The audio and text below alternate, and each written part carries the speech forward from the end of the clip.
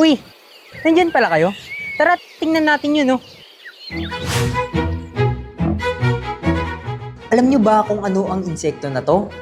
Ito ay salagubang. Ang salagubang ay isang insekto na makikita sa kagubatan. Partikular na makikita ito sa mga puno ng nyog at maging sa mga palayan ng bigas at mais. Pero para sa mga magsasaka, peste ito dahil kinakain ito yung mga dahon o bunga ng kanilang tinatanim. Ang salagubang ay parang may suot na matigas na armor sa likod. Madalas bilugan o pahaba ang katawan at may kulay na itim, kayumanggi o minsan kumikislap na berde.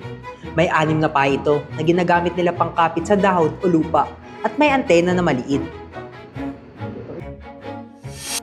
Kapag gusto nilang lumipad, binubukan nila yung takip nila sa likod para lumabas yung pakpak. Kaya minsan, makikita natin silang lumilipad sa gabi.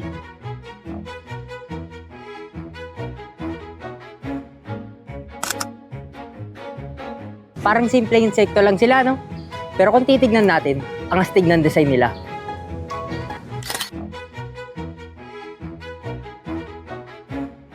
Madalas ding makita ang salagubang noon na pinaglalaroan ng mga bata.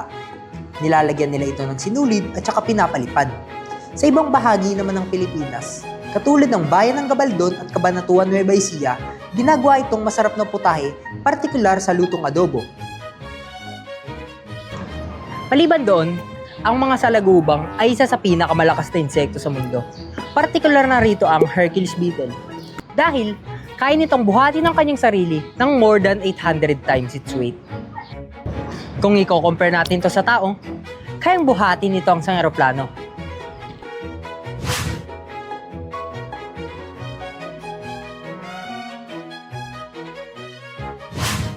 Ito po ang inyong lingkod, Matthew Armas. Hype ng kagubatan, aking babantayan dito sa Bantay Agila.